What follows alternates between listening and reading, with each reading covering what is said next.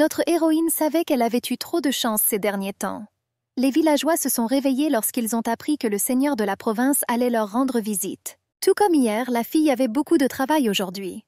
Lorsqu'elle entra dans la boutique, elle vit qu'il l'attendait. Elle pensait qu'en travaillant dur, elle pourrait avoir une bonne vie. Après avoir pris les marchandises emballées dans le magasin, elle les tenait fermement et les transportait à travers les rues. La fille était heureuse de déménager dans cet endroit où il faisait froid toute l'année. Des charrettes et des voitures passaient. La vie ici était mesurée et tranquille. Soudain, des voix d'enfants familières crièrent « Maman !» Elle a commencé à regarder autour d'elle à la recherche d'enfants. Bientôt, elle vit Finn et Lucas dans la foule, lui agitant joyeusement les mains. Tante Gelda était avec eux avec le bébé sur le dos. Cette journée devait être l'une des rares. Les garçons ont couru joyeusement vers notre héroïne, ne voyant rien autour d'eux. Soudain, une femme a crié fort. L'horreur était dans ses yeux. Elle a tenté en vain d'arrêter le danger qui menaçait les enfants.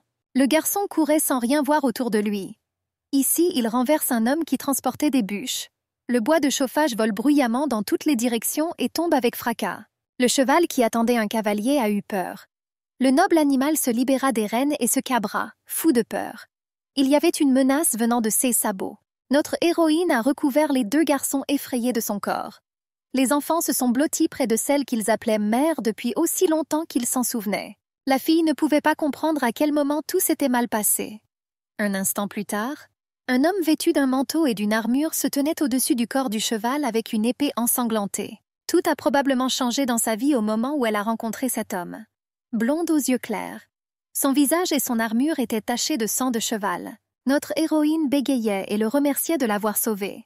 Et inclinant la tête devant le maître, elle l'assura qu'elle lui rendrait sa gentillesse. L'homme sourit, et il lui a demandé si elle considérait vraiment la mort de son cheval comme un acte de gentillesse. Il ordonna qu'on lui amène le père de ses enfants. Il voulait lui faire payer le prix de son cheval. La jeune fille leva son regard plein d'anxiété vers le monsieur.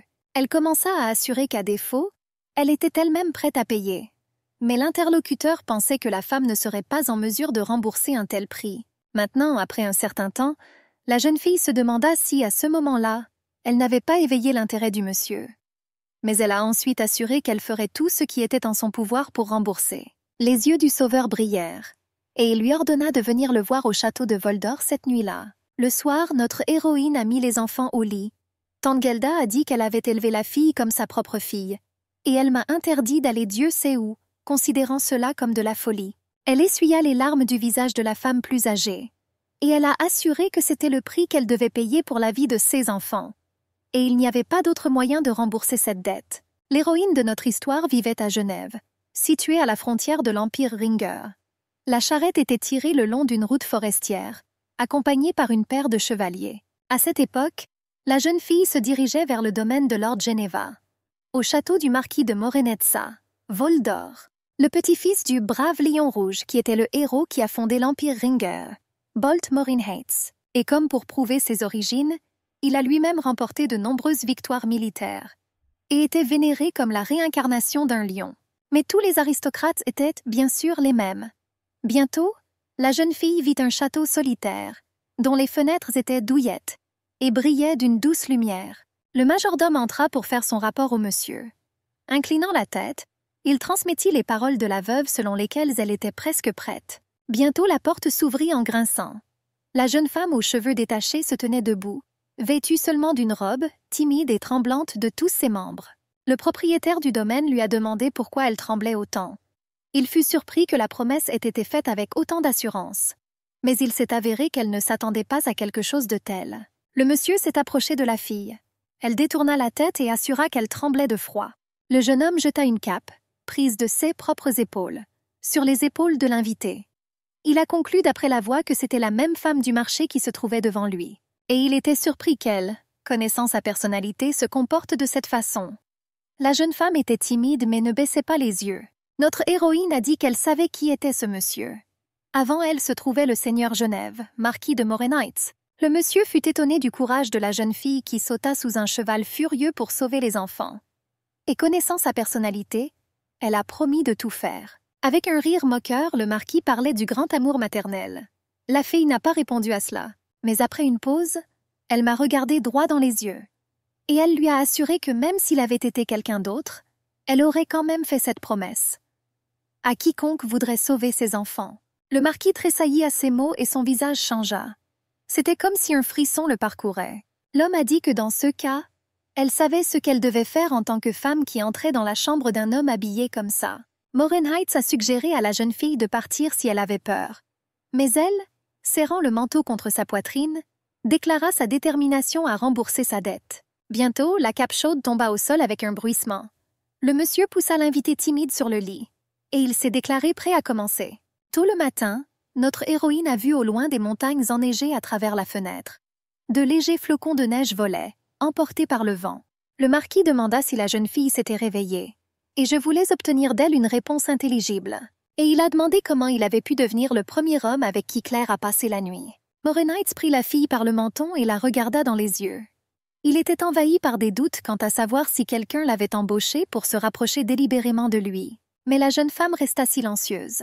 Alors le marquis rapprocha son visage du sien, et il lui demanda s'il avait besoin de se rapprocher d'elle à nouveau pour obtenir une réponse intelligible. Le monsieur a conseillé à la jeune fille de tout raconter avant de lui mordre le cou fin et gracieux. Sa main se resserra de manière menaçante sur le corps de la jeune femme. Le marquis demanda pourquoi son corps était toujours innocent. Elle a demandé à arrêter, et elle m'a assuré qu'elle ne mentait pas du tout. La jeune fille a insisté sur le fait que le monsieur avait tiré ses propres conclusions. Mais elle n'avait aucune intention de tromper qui que ce soit. Même s'ils ne sont pas nés d'elle, ces bébés étaient ses enfants. Et elle a demandé au monsieur respecté de s'éloigner de son visage et de la descendre. Le marquis fut surpris par l'assurance et le courage du roturier. Notre héroïne s'est enroulée plus étroitement dans la couverture. Et Morenheitz se tenait là, prête à l'écouter. Le feu dans la cheminée crépitait de façon rythmée, procurant de la chaleur. Le monsieur voulait savoir qui était la véritable mère des 3 enfants. Et il a insisté sur le fait qu'il était préférable de dire la vérité tout de suite pour son bien et celui de ses enfants. La jeune fille a insisté sur le fait que la femme de son frère était leur mère, mais elle est morte juste après avoir donné naissance à Rudia, la plus jeune. Elle a déclaré que son frère avait navigué sur le navire marchand Puisen avant la naissance de son plus jeune enfant. Et depuis lors, il n'a plus été possible de le contacter. Il s'est avéré que l'aîné avait à peine 5 ans et le deuxième 3 ans. Ils étaient trop jeunes pour comprendre la mort de leurs parents, alors ils considéraient leur tante comme leur mère. Le marquis conclut que Claire se faisait passer pour une veuve, bien qu'elle-même fût encore innocente. Elle l'a confirmé, et elle s'est justifiée en disant que les bébés avaient besoin de leur mère.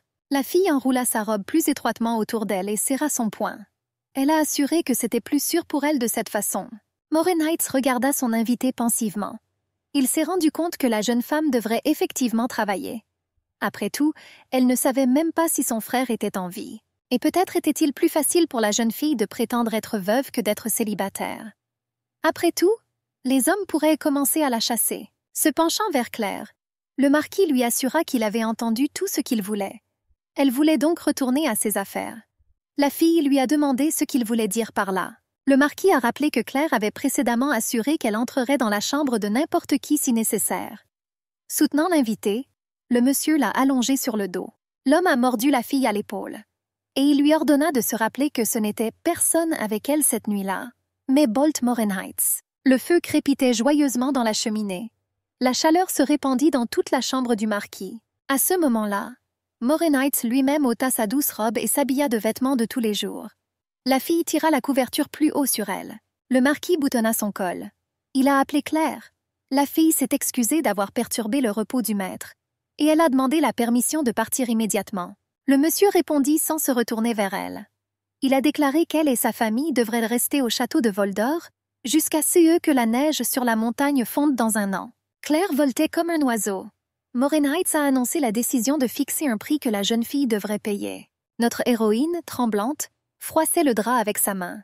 Elle comprit que le marquis n'avait pas l'intention de mettre fin à tout cela cette nuit-là. Bientôt, le gentleman marchait dans les couloirs tapis rouges de son château. Les serviteurs inclinèrent respectueusement la tête en guise de salut à la demande du maître. Ils pensaient que la seule ressource de Genève était le travail humain. Il était donc tout à fait normal que la jeune fille paie de son corps sa perte. Il semblait que le marquis cherchait à se rassurer, qu'il a pris Claire dans son lit en guise de paiement pour la mort de son cheval bien-aimé. Alors le marquis se tenait là, son épée couverte de sang. Mais maintenant, voyant la rébellion que la jeune fille cachait si habilement sous le masque de la soumission, Il ne pouvait pas, de manière inattendue pour lui-même, rester calme. Morenheit se souvint de ces paroles audacieuses, presque un ordre de s'éloigner de son visage et de la descendre, sans oublier de montrer du respect dans la même phrase. Il riait en réfléchissant. Il pensait n'avoir éprouvé un tel plaisir que sur le champ de bataille. Et maintenant, il ne pouvait pas croire qu'au lit avec une simple veuve, il pouvait ressentir une telle chose. Incapable de se répondre lui-même ce qui lui était arrivé, le marquis qualifia tout cela d'absurde. Il se retourna et s'éloigna dans les longs couloirs. La journée était claire et belle. 2 petits enfants jouaient dans la cour devant l'extension. Ils s'amusaient à faire semblant de se battre. Et dans le bâtiment lui-même, il y avait 2 femmes. L'aînée faisait ses bagages.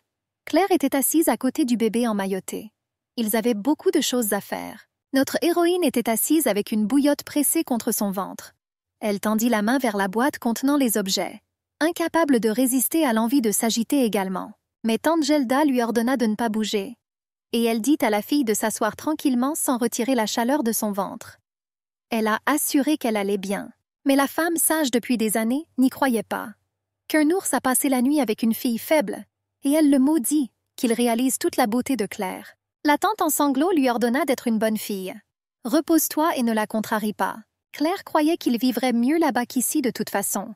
La femme plus âgée n'arrivait pas à y croire. La jeune femme a insisté sur le fait qu'elle ne se souvenait même pas de la voix de sa propre mère. Et c'est seulement grâce à sa tante qu'elle a su être une bonne mère. J'espérais qu'elle avait tout compris. Elle divertissait le bébé dans ses bras.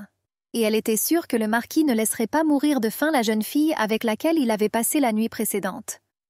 Ma tante fut déconcertée par ces mots. Et la jeune fille continua à se vanter que c'était une bonne affaire pour elle. La patience de Gelda a atteint ses limites. J'étais indignée de voir comment une jeune fille célibataire pouvait parler. Des choses si vulgaires. Elle croyait que si sa mère était en vie, elle aurait tiré les cheveux de Claire. Son cri pouvait être entendu à travers la porte alors que quelqu'un s'approchait d'elle. La tante continuait à être en colère. Et elle a blâmé Andin pour tout, parce qu'il a osé laisser ses enfants avec sa sœur et disparaître. Puis, on a frappé à leur porte. Notre héroïne s'approcha de la sortie de sa modeste demeure et demanda qui était là. Les charnières craquèrent lorsque la porte s'ouvrit. Un jeune homme en armure se tenait derrière le seuil.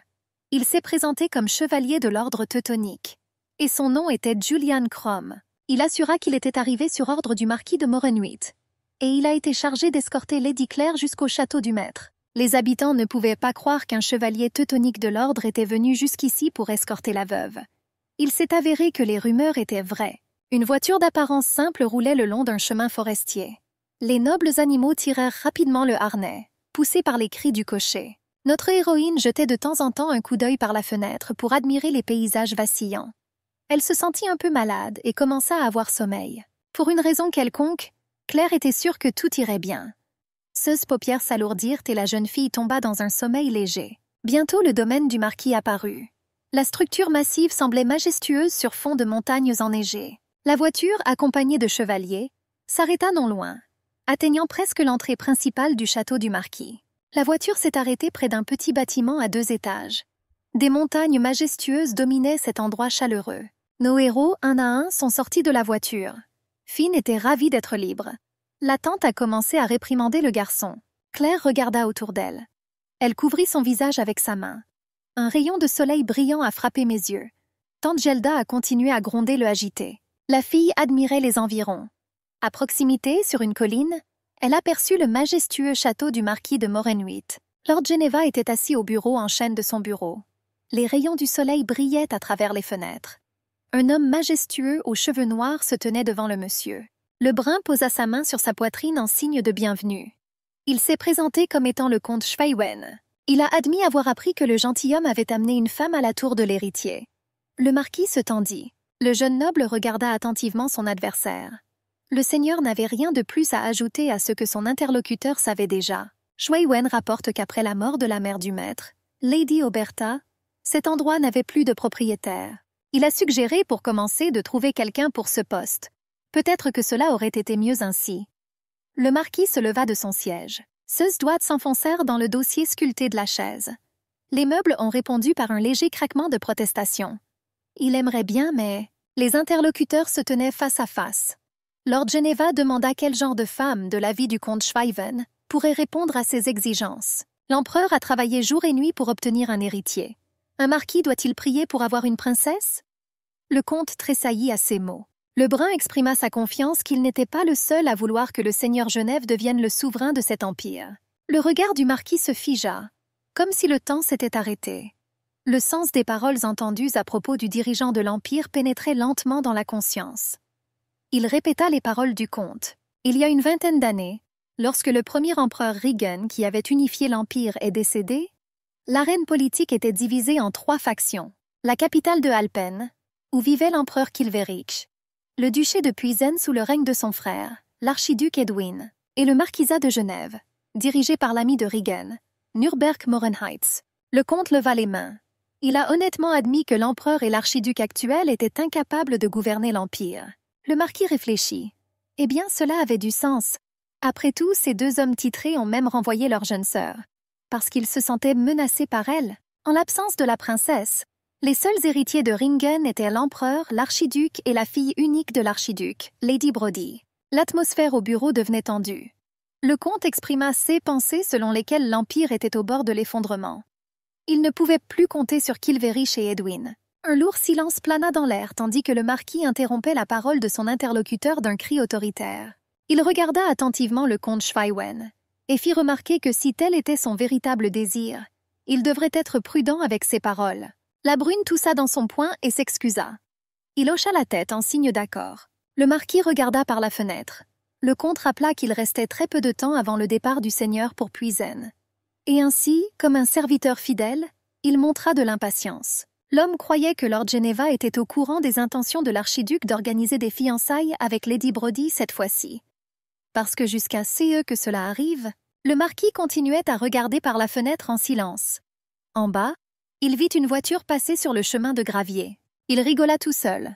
J'ai informé le comte Schweiwen que cela suffisait pour aujourd'hui. Les femmes et les enfants regardaient l'immense pièce. Les enfants ont admiré la taille. Les dames étaient plus réservées dans leurs émotions. Chaque détail de la maison, chaque petite chose a été pensée. Il y avait un poêle et du bois de chauffage dans la maison. Et les lits soigneusement faits conféraient à la maison une atmosphère chaleureuse. Claire était ravie. Elle était heureuse. Ils n'auront pas à s'inquiéter que leurs enfants attrapent un rhume. La tante observait attentivement la fille. Soudain, le général de l'ordre de chevalerie entra dans la maison. L'homme posa sa main sur sa poitrine avec respect. Il a dit que sa famille vivrait ici. À travers la haute fenêtre, le général désignait une tour sombre qui s'élevait au loin. J'ai informé Lady Claire qu'elle vivrait dans cette tour. 1. Le regard de la jeune fille glissa sur le bâtiment majestueux. Une ironie amère traversa ses pensées à propos du goût raffiné du marquis. Le regard de la jeune fille se dirigea vers son interlocuteur. La confusion se reflétait sur ses traits. Les mots sur le marquis et ce à quoi il s'attendait sonnaient comme une phrase. La tante s'est immédiatement indignée. Elle m'a demandé d'attendre. Ils viennent d'arriver. Son pupille a calmé la femme. Elle m'a assuré que tout allait bien. Claire s'accroupit devant les 2 bébés. Elle regarda sévèrement les garçons. Elle expliqua qu'ils devraient se laver et aller au lit avant le retour de leur mère. Elle a menacé en plaisantant que quiconque se coucherait tard devrait manger 2 bols de soupe aux épinards. Chaque pas qu'elle faisait aux côtés du général Julian l'éloignait davantage de sa famille. La fille s'est rendue compte que la distance était plus grande qu'elle ne le pensait.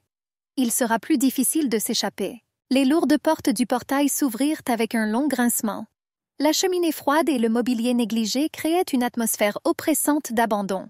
Dans les profondeurs de la salle, telle une ombre parmi les ombres, se profilait la silhouette du seigneur Geneva. Les bras croisés sur sa poitrine, il dégageait la même aura intimidante que tout le monde autour de lui. Les rumeurs sur ses compétences inégalées en matière de ballon résonnaient dans sa mémoire. Le regard de Claire s'attarda involontairement sur sa silhouette impressionnante. Pour un homme devenu célèbre au combat, il était plutôt beau. Et bien sûr, il avait aussi un côté effrayant. Le marquis lui a demandé si elle était heureuse de sa nouvelle maison. Claire a admis que c'était plus que ce qu'elle méritait. Du coup, je ne savais même pas comment le remercier. L'homme serra le poignet fin de la fille dans sa main. Il était heureux de l'entendre. Le seigneur espérait donner à la jeune fille ce qu'elle désirait le plus. Le monsieur a tiré la fille vers lui. Il lui demanda avec complaisance ce qu'elle pensait qu'il lui avait donné. Il se pencha vers la fille. Leurs visages étaient proches l'un de l'autre. Claire suggéra timidement que c'était une question de sécurité. Le seigneur lui a demandé pourquoi elle pensait cela. La fille se souvint de son accompagnement. et elle expliqua qu'il avait envoyé l'ordre des chevaliers teutoniques pour elle. Et il a averti tout le monde de ne pas la toucher. Elle a fermé les yeux. Elle se souvenait de la façon dont les gens autour d'elle la condamnaient. J'ai compris que lorsque les enfants grandiraient, ils ne pourraient peut-être plus rester au village. Claire remercia sincèrement le monsieur. Avec son aide, sa famille et elle pourront vivre dans l'endroit le plus sûr de Genève. L'homme sourit. Il tira brusquement la jeune femme vers lui. La fille a essayé de résister. Un instant plus tard, Claire était allongée sur le sol froid d'une pièce abandonnée. Le seigneur se tenait au-dessus d'elle. Il retira lentement sa chemise. Il a dit à la jeune fille que sa dette était désormais plus importante. Elle devrait donc travailler plus dur pour le rembourser. La jeune femme rougit à ces paroles. Elle pressa sa main sur son visage. La jeune fille ne quittait pas des yeux le visage du marquis de Morénuit. J'ai senti le contact des mains des hommes sur ma peau. Bolt était sûr d'avoir déjà appris à la fille comment elle pouvait le remercier. De brillants rayons de soleil inondèrent la pièce à travers les hautes fenêtres. Le bruissement silencieux des draps rompit le silence matinal. Claire se prélassait dans l'étreinte de son endroit douillet pour dormir. Chaque contact avec l'oreiller apportait du bonheur. Soudain, la jeune femme réalisa qu'elle était allongée dans un lit moelleux. Cela la tira de son sommeil et la fit s'asseoir brusquement. Elle n'était pas encore complètement réveillée et ne comprenait pas de quel genre d'endroit il s'agissait. Une douleur aiguë lui transperça le torse alors que la jeune fille commençait à sortir du lit. Les souvenirs de la nuit précédente résonnaient avec douleur dans tout mon corps. Cela lui rappelait le moment où l'obscurité avait miséricordieusement englouti sa conscience. On a frappé à la porte. Un jeune homme entra dans la pièce. C'était le majordome du château. Son nom est Jake. Il a demandé à la fille comment elle se sentait. L'homme a dit que tant que Claire restait dans la tour, elle pouvait le contacter. S'il a besoin de quelque chose. La jeune fille a demandé dans combien de temps elle devrait commencer ses nouvelles fonctions. Quel jour commence son travail? Le majordome ne comprenait pas de quoi Claire parlait. La jeune femme a tenté de clarifier ses fonctions dans la tour avec doute. Elle pouvait commencer à coudre et à tanner le cuir immédiatement sans formation. Elle a promis de travailler dur. Peu importe ce que le majordome lui ordonnerait de faire. L'homme a essayé d'interrompre le flux des paroles. Mais Claire a admis qu'elle était inutile en cuisine. Elle serait reconnaissante si on lui confiait la tâche de faire la lessive au lieu de cuisiner. Jake a expliqué qu'il ne pouvait pas permettre à une dame qui servait leur maître de faire un travail aussi dur. Claire regarda l'homme avec perplexité. Elle émit un petit rire nerveux. Elle répéta mentalement la phrase sur la dame qui sert leur maître. Elle se souvenait du corps suspendu au-dessus d'elle. Ce que le Seigneur lui avait fait ces 2 derniers jours pouvait-il être appelé un service? Le majordome l'informa poliment que Claire pouvait aller se promener si elle le souhaitait. Mais il y avait une règle stricte. Elle n'avait pas le droit d'inviter qui que ce soit dans la tour. La jeune fille épuisée retourna dans l'étreinte du lit moelleux. Elle a demandé au majordome de partir. Elle a noté son attitude respectueuse envers elle en tant qu'hôtesse. Jack accepta brièvement et partit. La porte s'est fermée. La pièce devint silencieuse. Il ne restait plus que le doux bruit des bûches crépitantes dans la cheminée. La fille s'est allongée avec bonheur sur le lit moelleux. Elle se souvenait de la dernière fois où elle avait eu son propre lit séparé. Claire regarda sa main. Des ecchymoses sombres couvraient la peau délicate. Ces marques étaient la preuve silencieuse que les événements de la nuit précédente n'étaient pas un rêve. S'installant confortablement sur le lit, la jeune fille pensa qu'elle méritait ce luxe, pour avoir supporté un homme aussi grossier. C'était une affaire équitable. La jeune femme se sentit mal à l'aise. Elle rigola. Si Aidan la voyait, il rirait. Il pourrait lui reprocher de jouer sur sa pitié. Le frère a accusé Claire d'être hypocrite. Selon lui, la jeune fille faisait simplement semblant d'être faible. Il pensait savoir à quel point elle était froide. Elle était mentalement d'accord avec cette affirmation. La survie l'a rendue froide. Claire ne le nia plus. C'était sa réalité. Elle pourrait simplement se reposer et dormir un peu.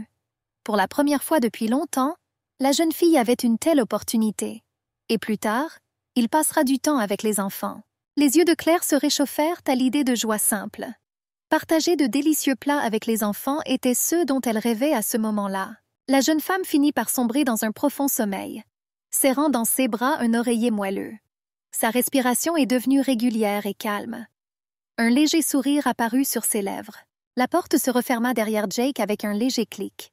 Il marchait lentement dans le couloir. Les pas résonnaient sur les murs de pierre. Le majordome connaissait le caractère du marquis. Un voyage de routine au village pour vérifier les provisions s'est terminé de manière inattendue.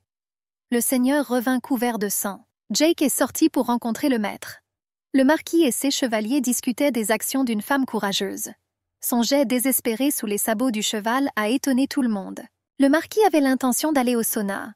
Le chevalier derrière lui remarqua que la jeune veuve avait l'air attirante. Elle trouvera rapidement un mécène. Max demanda ce que le seigneur avait dit à la jeune femme. Le chevalier remarqua qu'elle était bouleversée après leur conversation. Le marquis regarda froidement le jeune homme. Il lui ordonna grossièrement de se taire. Le chevalier se figea, perplexe. Max a insisté sur son droit de connaître la vérité sur son maître. Il a également mentionné le droit de Jake.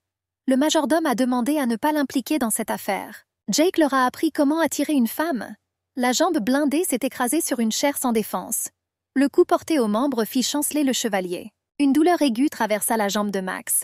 Il montra du doigt avec reproche la force du coup de Bolt. Il reprocha au marquis d'être trop cruel envers son ami. Jake a noté qu'il valait la peine de respecter le seigneur. Le capitaine a accusé le majordome de loyauté aveugle. Le marquis a récemment dû tuer son cheval préféré. Max s'est exprimé sur le prétendu sang-froid du seigneur, le qualifiant de petit rustre. Le monsieur a interrompu son discours. Il ordonna qu'on amène la femme. Le chevalier, avec méfiance dans la voix, demanda à nouveau des nouvelles de la femme. Le marquis a-t-il vraiment parlé de cette veuve? Lord Geneva a donné l'ordre.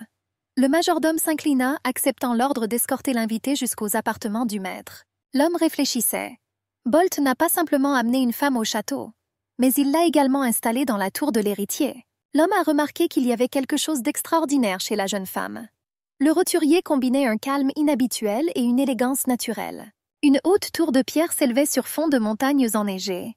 Peut-être était-il temps de changer la vie du marquis. C'est du moins ce que pensait le majordome.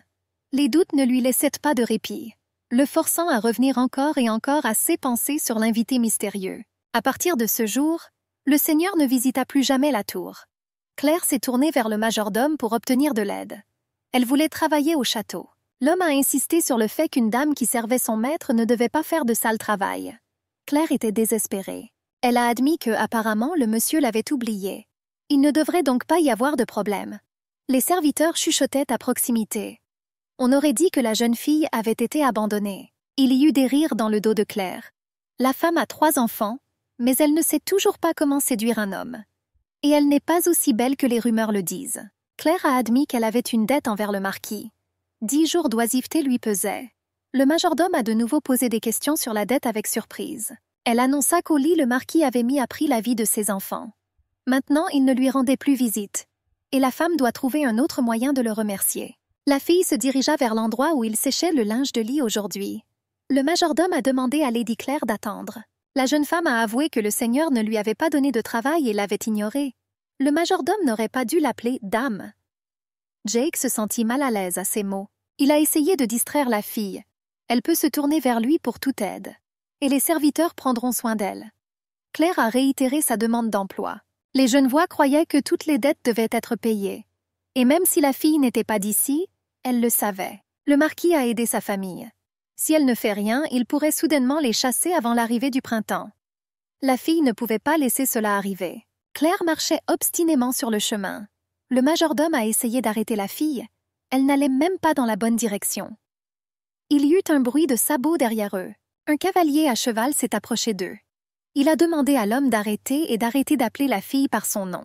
Max remarqua avec irritation que Jake avait appelé Claire tellement de fois que ses oreilles étaient peut-être sèches. La fille s'arrêta et regarda l'orateur. Avec un sourire, le capitaine demanda qui était cette Claire qui avait rendu le majordome si agité. J'ai posé une question au marquis. Ne se demandait-il pas qui était cette fille? Lord Geneva regarda la jeune femme sans cligner des yeux. Le majordome a remarqué que le monsieur portait une armure. Il s'enquit respectueusement de la raison qui avait poussé le marquis à porter une armure aujourd'hui. L'un des chevaliers a répondu à la question de Jake. Les gardes se sont rendus à la montagne et ont remarqué un ours. Les chevaliers entendirent cela et se dirigèrent vers cet endroit. Kerr se tenait non loin des cavaliers. Le marquis ne regarda même pas dans sa direction. La fille sourit tristement. Bolt l'ignora comme si elle était invisible. Max a continué à interroger Jake sur la femme à côté de lui. Le marquis Morenheit s'interrompit brusquement le chevalier. Le mâle a crié l'ordre de partir. Claire se précipita après le monsieur. Son cri se perdit dans le bruit des sabots alors que le cavalier se dirigeait vers la forêt. Le majordome a essayé d'arrêter le rebelle. La voix désespérée de la jeune fille résonna dans toute la zone. Elle avait quelque chose à dire à Lord Geneva. Jake a réussi à attraper la fille par la main. Sa voix résonnait d'une réelle inquiétude pour Lady Claire. L'homme lui a demandé de faire attention. Le majordome tira brusquement la jeune fille vers lui. Ses mains se refermèrent autour de la taille fine de la jeune femme. Jake a expliqué les raisons de ses actions. Son regard était fixé sur le cheval du maître qui touchait presque la jeune fille. Claire se figea. Le capitaine des chevaliers remarqua l'acte galant du majordome. « J'ai remarqué la similitude entre la situation du cheval et celle de la femme. Cela semblait étrangement familier. Est-il possible que cette personne soit cette même veuve? » Max la reconnut à peine. Maintenant, la femme avait l'air beaucoup plus soignée. Le capitaine avait entendu des rumeurs selon lesquelles Bolt l'avait placée dans la tour de l'héritier. Quel malheur d'être surpris par un tel homme. La chance d'une vie heureuse est perdue. Lord Geneva tira sur les rênes, arrêtant ainsi son cheval. Son regard mécontent tomba sur la fille. L'ordre de retourner à la tour sonna assez brusquement. Claire était perplexe. Et pourquoi, selon lui, est-elle ici? Elle a demandé au seigneur de lui permettre de travailler au château. À ces conditions, elle accepte de revenir. Le marquis jeta un regard glacial à la jeune femme. Son ordre de retour semblait froid et impérieux. Claire leva les yeux vers le marquis. Elle a demandé qu'on lui donne un emploi au château s'il ne prévoyait pas de lui rendre visite. Elle a promis de le récompenser pour sa gentillesse. Le marquis se tourna vers le majordome. L'homme a répondu à l'appel de son maître avec respect. Le seigneur ordonna d'instruire la femme ignorante. Expliquez-lui ce qui se passera si elle n'obéit pas aux ordres. Claire grimaça devant ces mots cruels. Le marquis se détourna et s'avança. Ces paroles sonnaient comme une menace. S'il la voyait un jour déplacée, l'homme plissa les yeux d'un air méchant. Avec une note inquiétante dans la voix, il promit de couper la main de Jake. Le capitaine chevalier poussa rapidement son cheval vers le seigneur. « J'ai remarqué qu'une telle menace est inutile. » Le marquis éperonna son cheval et partit au galop. Le chevalier tenta d'arrêter sa fuite rapide en criant. Max se retourna brusquement. Il fut à nouveau intrigué par le changement soudain de comportement du marquis. Le majordome et Claire restèrent là, dans un silence tendu. La colère envahit la jeune fille. Dans son esprit, elle traitait le seigneur de bâtard. Toute cette situation la déstabilisait. Claire a rendu visite à ses proches. Les enfants courirent dans la cour. La tante était intéressée par ce que le beau majordome avait dit. A-t-il permis à sa pupille de travailler? La fille tenait Rudio dans ses bras. Elle expliqua que le majordome ne pouvait rien faire sans la permission du marquis. Ma tante a réagi avec un éclair d'irritation. Les habitants de la région chantaient les louanges du seigneur Genève. Ils le considéraient comme spécial parmi les autres. Ma tante pensait que le marquis serait meilleur. Mais elle avait tort. Gelda se lança dans une tirade de colère. Elle a qualifié les nobles de sales et identiques. Claire lui rappela doucement la présence des enfants à proximité. Elle a également mentionné que c'était son choix. Mais la tante lui rappela vivement qu'elle avait été menacée. Alors de quel choix pourrions-nous parler? Claire réfléchit au sombre sort des femmes rebelles dans l'Empire. Des mots sur les conséquences possibles si le marquis changeait d'avis restaient dans l'air. La jeune fille a mentionné des assiettes en argent qui pourraient être demandées au majordome. Ma tante a demandé avec perplexité à quelle plaque Claire faisait référence. Si le marquis change d'avis, ils pourront les vendre pour obtenir de l'argent. Ma tante soupira. Le majordome ne lui aurait jamais donné volontairement de telles assiettes. Le majordome la supplia de parler de tous ceux dont elle avait besoin. Donc si vous lui demandez des assiettes au lieu du travail, il pourrait accepter. Gelda rit tristement. Elle grommela de mécontentement. La femme ne pouvait pas croire qu'il vivrait une vie de mendiant. La fille a fait une remarque. Rudio pouvait entendre ces paroles dures. Ma tante était perplexe. Comment cette petite créature comprendra-t-elle ce qu'elle dit? Claire a rappelé que le bébé peut tout comprendre. Elle a rapporté que Finn avait appris le langage grossier de sa tante avant de pouvoir parler correctement. La petite fille rit doucement, rayonnant de bonheur insouciant. Claire a appelé tante Gelda. La corde épaisse s'enfonçait de plus en plus profondément dans le cou de l'énorme ours. L'homme a juré. Il regarda la puissante bête qui continuait à résister. La peau était si épaisse qu'elle ne cédait pas au coup de leurs épées. Les hommes crièrent, exigeant que la corde soit resserrée pour retenir la bête enragée. L'un des chevaliers a signalé plusieurs nouveaux ours. L'air était rempli de grognements d'animaux. L'homme s'est mis à courir, laissant derrière lui le chaos et la peur. Avec un long bruit métallique, l'épée quitta rapidement son fourreau. Un lourd sentiment d'inévitabilité flottait dans l'air. L'espace était rempli du sifflement des armes tranchantes. Les ours répondirent par un rugissement furieux qui fit trembler la terre. Le marquis Morenheitz s'est précipité sans crainte dans le vif du sujet. Sa lame brillait comme un éclair. Il y avait des acclamations partout. Leur maître est arrivé. Les gens se promenaient avec horreur sur le champ de bataille, là où les combats venaient tout juste de faire rage. Des carcasses d'ours mutilés gisaient sur le sol. Le chevalier jeta un coup d'œil autour du champ de bataille. Il secoua la tête. S'il voulait déplacer les carcasses avant le coucher du soleil, il devrait faire appel à plus d'hommes. Lord Geneva poussa un soupir brusque. Il s'est gratté la tête ensanglantée. Les vêtements et l'armure de l'homme étaient également couverts de sang. Avec un bruit métallique, le seigneur rengaina l'épée. « J'ai donné des instructions à Max pour qu'il s'occupe de tout. » Et il s'éloigna rapidement. La question a été posée de savoir où il allait.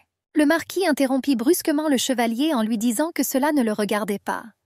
Le chevalier a remarqué que récemment, le seigneur commençait à disparaître quelque part après chaque chasse. C'est probablement parce que le sang s'est déposé sur sa célèbre épée, Ascaron. Et il avait besoin d'un endroit pour se calmer. Les rayons du soleil jouaient sur la lame de la balle. Le manteau bleu a été jeté négligemment. Les douces éclaboussures de l'eau brisaient le silence. Un cheval de guerre broutait paisiblement l'herbe à proximité. L'homme se tenait dans l'eau jusqu'aux genoux. Son torse nu brillait au soleil. Chaque muscle de son corps puissant était sculpté comme dans du marbre. Des bras puissants traversent la surface de l'eau. Ils ont dispersé des éclaboussures argentées dans l'air. La surface de l'eau ondulait sous son mouvement, brisant le silence de la forêt. Des gouttes d'eau glissèrent sur son visage viril, tombant dans l'étang. L'expiration silencieuse de l'homme était remplie de fatigue. Son regard était fixé sur l'horizon. Une soif douloureuse me tourmentait, ne trouvant aucune satisfaction. Le sang a taché l'eau de taches brunes. L'idée traversait l'esprit de Bolt qu'il serait peut-être préférable pour lui de rester sur le champ de bataille que de suivre les traces du père. Un sourire sinistre déformait son visage. La soif de sang d'Ascaron était éternelle. À ce rythme-là, il pourrait vraiment devenir fou. Pour l'assouvir, il doit participer à des batailles sur le champ de bataille où le souvenir de la jeune veuve transperce sa conscience. Le corps se figea tandis que l'homme se rappelait comment son majordome avait empêché Lady Claire de faire quelque chose d'irréfléchi. Sauvé d'un cheval. Je me suis souvenu de l'ultimatum de la fille qui me demandait de travailler au château. Soudain, il a décidé qu'elle flirtait avec un autre homme de cette façon pour le plaisir. Un sourire froid jouait sur les lèvres du marquis. Elle n'était seule que depuis quelques jours et montrait déjà à quel point elle regrettait d'avoir un homme dans son lit. Comme elle avait tellement envie de retourner au lit, le seigneur pensa qu'il pourrait lui rendre visite une dernière fois. Il tira sur les rênes de son cheval de guerre. Bolt roulait lentement, se balançant sur la selle. Il s'est dit que cela ne lui coûtait rien de serrer dans ses bras une femme qui ne signifiait rien pour lui. Avec un sourire anticipé, l'homme éperonna son cheval. Le marquis revint à Voldor. Les rayons du soleil inondèrent la cour où les enfants gambadaient sans souci. Une douce lumière dansait dans les fenêtres du manoir, le remplissant de chaleur et de vie. La tante nourrissait le bébé. Claire a tenté d'intervenir et d'aider, mais elle s'est heurtée à un refus catégorique. Gelda n'a rien fait, alors elle aurait pu le faire elle-même. La jeune fille objecta qu'avant d'arriver au château, sa tante n'arrêtait pas de se plaindre qu'elle voulait se reposer. Mais la femme avoua que l'oisiveté pesait sur son âme. Avec une expression pensive sur son visage, la jeune fille rappela à sa tante que les domestiques lui avaient récemment permis de se joindre à eux pour traire les vaches. La femme pinça les lèvres avec agacement. C'était seulement parce que les domestiques s'intéressaient à Claire. Pour chaque goutte de lait qu'il traitait, il posait 3 questions. La petite fille, souriante, tendit la main vers la fille. Claire s'est demandé ce qui les intéressait tant. Ma tante était en colère. La réponse était trop évidente. La jeune femme a pris le bébé dans ses bras. Les serviteurs s'inquiétaient du sort du père des enfants. Comment elle a gagné la faveur du marquis et comment la jeune fille l'a perdu si vite. La femme était en colère. Ils devraient tous s'occuper de leurs affaires. Claire a ri. Elle pouvait imaginer comment sa tante réagirait. La fille était contente qu'il y ait des gens ici, qu'ils ont été gentils avec Finn et Luc, et que les garçons puissent jouer avec des enfants de leur âge. La tante lui a reproché. Si Claire était si inquiète pour eux, alors pourquoi avait-elle disparu dès son retour à la tour? J'étais intéressée par la façon dont elle passe ses journées là-bas. La fille rigola tristement. Ses grands yeux remplis de tristesse. Elle n'a pas vraiment fait quelque chose de spécial là-bas. Mais elle a commencé à raconter. Comment j'ai passé mon temps à nettoyer la tour. Il y avait de la poussière partout, peut-être parce que la tour est vide depuis longtemps. Le silence n'était rompu que par le bruit de ses pas. La fille bavardait sans arrêt. Elle allumait les cheminées de chaque étage chaque matin. En même temps, elle aérait toutes les pièces. Et elle a aussi secoué les couvertures. Les femmes se tenaient à la fenêtre, l'une en face de l'autre. Claire tenait le bébé dans ses bras. Elle a dit qu'elle explorait un étage après l'autre, en commençant par le premier. J'ai trouvé une bibliothèque assez grande au 3e étage. De hautes étagères remplissèrent l'espace. Les vieux livres étaient recouverts d'une épaisse couche de poussière. Ma tante a remarqué à quel point Claire avait été occupée pendant tout ce temps. La fille a répondu avec un sourire. Aujourd'hui, elle avait prévu de grimper au sommet de la tour. La femme hocha la tête en signe d'approbation. Elle était heureuse de la vie d'élève. Il semblerait que Claire se porte bien. Gelda était perdue dans ses pensées. J'ai pensé aux difficultés de Claire, à propos de la rapidité avec laquelle elle a dû grandir. La question de l'élève ramena la tante à la réalité. Ils s'assirent à la table dressée, et Claire leur dit qu'elle avait trouvé une échelle hier. Aux yeux de sa tante, la fille restera toujours un bébé. Le soleil roulait sous l'horizon. Des sommets montagneux majestueux se dressaient sur fond de ciel couchant. La neige recouvrait leurs sommets. Claire a quitté les portes du château. La tante l'a rattrapée et lui a demandé si la fille était vraiment revenue à la tour aujourd'hui. Mais la fille a demandé de ne pas la suivre. La femme se rappela que le noble n'était pas revenu après le premier jour. Elle a suggéré que nous passions la nuit ici. Mais Claire ne voulait donner au Seigneur aucune raison de lui faire des reproches. Elle avoua que le marquis l'avait vue aujourd'hui. Alors peut-être que cette rencontre lui rappellera de rendre visite à la fille ce soir. Ma tante s'est alarmée. Est-ce que ça valait la peine de le dire? Mais Claire s'était déjà retournée, avait laissé entendre qu'elle reviendrait et s'était dirigée vers la tour. Il commençait à faire sombre. La fille marchait et pensait aux paroles de sa tante. Elle a deviné ce qu'elle voulait dire. Les mots étaient plus honteux que n'importe quelle malédiction. Claire entendait constamment des murmures dans son dos. Et la raison pour laquelle les gens du château ne lui parlèrent pas, c'était à cause d'elle. Les gens la condamnaient et la discutaient. Ils parlèrent d'elle comme d'une femme qui servait leur maître. La fille serra les poings de colère. Une femme qui a donné son corps à un homme puissant. C'est ce que tout le monde pensait d'elle désormais. Mais la fille ne se souciait pas des ragots. Il devait quitter cet endroit quand le printemps serait arrivé. Claire savait qu'elle n'avait plus qu'à attendre le moment venu. Le ciel était d'une couleur orange éclatante. Les nuages sont devenus violets. La tour s'élevait face au coucher du soleil. Le château au loin était enveloppé de brouillard. La jeune femme marchait lentement sur le chemin. Je réfléchissais. Sus pas résonnèrent dans le silence retentissant de la forêt. Soudain, Claire se figea sur place. Ses grands yeux regardaient au loin. Le visage exprimait la surprise. La fille se figea devant la vue majestueuse. La lueur du soir peignait les montagnes en violet et en or. Les sommets enneigés brillaient sous les derniers rayons. Mon cœur s'est mis à battre plus vite à la vue du coucher de soleil. La jeune fille imaginait à quoi ressemblait cette beauté du haut de la tour. Les montagnes continuaient d'être baignées de lumière dorée. Claire monta rapidement les escaliers de marbre. Les rayons du soleil couchant brillaient à travers les fenêtres étroites. Sa silhouette était baignée d'une douce lumière. Les marches menaient toujours plus haut. Cela lui rappelait un moment d'un livre qu'elle avait adoré quand elle était jeune. Un homme aux cheveux dorés a rencontré une fille aux cheveux roux au coucher du soleil. Le ciel était en feu du même feu. Notre héroïne avait déjà atteint l'escabeau qui menait à l'étage. Elle se souvient de son moment préféré de ce livre. Claire grimpa jusqu'à l'espace ouvert au sommet de la tour. Les mots d'un livre sur les amoureux me sont venus à l'esprit. Ils ont juré d'être ensemble même après la mort. Le ciel est devenu cramoisi. La fille se figea sur place. La silhouette sombre du seigneur Genève se détachait sur le coucher du soleil.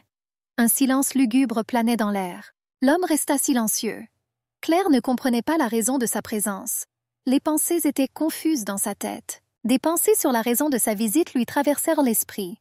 Se pourrait-il que le marquis soit venu ici pour regarder le coucher du soleil, comme elle? Le regard lourd du seigneur rayonnait de froideur. Le rappel de la menace pesant sur le majordome Jake transperça le cœur de Claire. Mes mains ont commencé à trembler. Le ciel s'est assombri. Les ombres s'épaissirent. La jeune femme resta figée, indécise. La peur paralysait ses mouvements. Elle espérait qu'elle avait encore le droit d'être ici. Le marquis remarqua avec parcimonie que la jeune fille était assez rapide. Claire se figea sous son regard. Les ombres devenaient de plus en plus épaisses. La jeune femme fit une profonde révérence. Ces excuses timides résonnaient doucement dans l'air du soir. La jeune fille ignorait la présence du marquis sur la tour. Le seigneur rit de cette ignorance évidente. La hâte de la jeune fille trahissait son désir d'être sur la tour. Le crépuscule commença à envelopper la zone. Claire serra les dents jusqu'à ce qu'elle lui fasse mal. L'homme était si éblouissant contre le ciel rouge qu'elle voulait détourner le regard. Le marquis était incroyablement arrogant. Il a dit qu'elle ne devrait pas errer inutilement dans le château. Pour Claire, cet homme était la cause du malheur. Elle se tourna vers Bolt. Elle a admis avoir tenté de rembourser sa dette. La réponse semblait dure. La fille devait le rembourser quand et avec ceux qu'il demandait. La jeune femme a notamment avoué son désir de trouver un autre moyen de rembourser si l'homme ne la désirait plus. Le marquis fronça les sourcils. Les ombres s'approfondissaient sur son visage. La jeune fille se tenait devant le marquis, regardant vers le bas. Ces paroles sonnaient comme un reproche. Après tout ce qu'elle a à faire, c'est attendre. Était-ce vraiment si difficile? Des larmes brillaient dans les yeux de Claire. Elle a demandé combien de temps elle devrait attendre s'il n'était pas arrivé. Les mots résonnèrent sur la plateforme vide de la tour. Suite. Le Seigneur l'enferma dans une tour, mais ne lui rendit pas visite. Elle a transformé sa famille en risée. Alors, où est la garantie qu'il tiendra sa promesse de les libérer? Le Seigneur répondit, que ce soit pour lui rendre visite, l'ignorer ou la rejeter, elle doit attendre avec obéissance. Il fallait donc rester dans la tour aussi longtemps qu'il le souhaitait. Dans l'obscurité, le vent ébouriffait les cheveux de Claire. La jeune fille rassembla tout son courage pour avouer. Et si c'était elle qui le désirait? Le marquis fronça les sourcils. Il regarda la fille avec incompréhension. Sa question sonnait tranchante dans le silence de la nuit. Claire prononça ces mots avec une détermination froide. Elle ne deviendra pas son divertissement temporaire. Pour chaque douleur qu'elle cause, elle lui laissera une cicatrice en retour. La jeune femme baissa les yeux. Elle a demandé ce qu'elle devait faire si elle le voulait, lui, son maître. La tension entre eux s'épaissit comme un nuage d'orage. Le marquis expira brusquement, brisant le silence retentissant.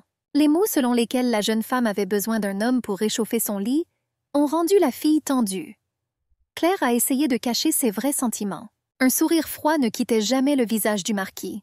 Il a continué à se moquer. Le bois qui brûlait dans la cheminée ne suffisait-il plus à la réchauffer? Cela n'avait rien à voir avec le fait qu'elle avait froid. La fille a expliqué qu'elle n'avait rien à faire. Elle devait subvenir aux besoins d'une famille de 4 personnes. Claire savait que l'année passerait vite, et le repos n'est pas un luxe abordable pour elle. Ils doivent se préparer à la vie en dehors du château. La fille s'inclina respectueusement. D'une voix suppliante, elle demanda la clémence et de permettre à sa tante et à elle de travailler au château. Il faut se préparer au cas où un homme ne chercherait pas à la rencontrer. Ils doivent pouvoir vivre de manière indépendante. Bolt fut surpris par son désir. Claire a confirmé qu'il se retrouverait sans le sou quand viendrait le moment de quitter le château. Et je ne voudrais pas mourir de faim avec mes enfants. Le marquis rit. Il était amusé par la demande de la jeune fille de travailler s'il ne lui rendait pas visite tous les soirs. Un sourire froid jouait sur les lèvres de Bolt. Claire leva les yeux. Même si le Seigneur avait prévu de lui rendre visite, il serait préférable qu'il la laisse travailler. Le marquis tira impérieusement la jeune fille vers lui. Il y avait un désir non dissimulé dans son regard. L'air devenait lourd de tension. Le Seigneur s'approcha de la jeune fille. Le souffle chatouillait la peau. Les mots expliquant comment obtenir ce que vous voulez en faisant plaisir à un homme restaient en suspens. La jeune femme s'est figée. Claire a essayé de s'éloigner. Elle demanda au marquis d'arrêter. L'homme a rompu l'étreinte. J'ai fait un pas en arrière. Il s'essuya les lèvres d'un geste désinvolte. Il y avait une note moqueuse dans sa voix. L'homme a exprimé des doutes quant à savoir si la jeune fille était suffisamment talentueuse dans ce domaine. La jeune dame lança un regard furieux au Seigneur.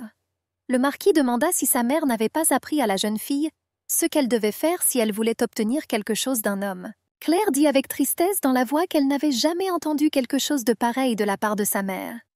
Elle a quitté ce monde immédiatement après sa naissance. Le Seigneur regarda attentivement la jeune fille. Elle ne s'occupait pas seulement des 3 enfants de son frère et de sa tante. Elle a également grandi sans connaître le visage de sa propre mère. L'homme toucha les lèvres charnues et tendres de la fille. Il lui a conseillé de s'inviter dans son lit si la fille voulait quelque chose. Après tout, c'est le seul endroit où Claire pourrait obtenir quelque chose du maître. Bolt pressa à nouveau ses lèvres sur les siennes dans un baiser passionné. Le drap se froissa sous sa main. Le lit résonnait d'un craquement rythmique. Les ombres glissaient le long des murs tandis que la nuit les cachait sous sa couverture. Le marquis expira brusquement. Le clair de lune projetait une teinte fraîche sur la pièce. Le silence de la nuit n'était rompu que par le battement intermittent de 2 cœurs. La jeune dame demanda au marquis de ralentir un peu. Son plaidoyer figea l'homme pendant un instant. Le marquis se rappela que ses paroles avaient été différentes auparavant. La voix semblait dure. Claire frissonna devant la froideur de son ton. Lord Geneva continua. Les corps entrelacés dans une ancienne danse de passion. La nuit cachait leurs silhouettes. Les draps absorbèrent la chaleur de leur corps. Claire ferma les yeux, laissant les larmes laisser des traces humides sur ses douces joues. Le clair de lune argentait son visage pâle tandis que les ombres cachèrent le reste. Le marquis respira son parfum, qui rappelait un vent frais soufflant des montagnes d'Altas. L'odeur propre remplaça l'odeur du sang alors qu'il observait son visage. L'homme a vu Claire du haut de la tour. Il savait qu'elle n'avait pas couru jusqu'au sommet pour le voir. Mais malgré tout, je n'ai pas été déçu. Il voulait vraiment punir le rebelle pour avoir ignoré l'avertissement. Mais sa présence suffisait à calmer son irritation. Le Seigneur était perdu dans les souvenirs de la première nuit qu'il avait passée avec Claire. Elle n'était pas si mal. Et quand je me suis couchée seule après, j'ai été surprise par la sensation d'un léger tremblement dans tout mon corps. Malgré cela, il n'est pas revenu vers elle parce que...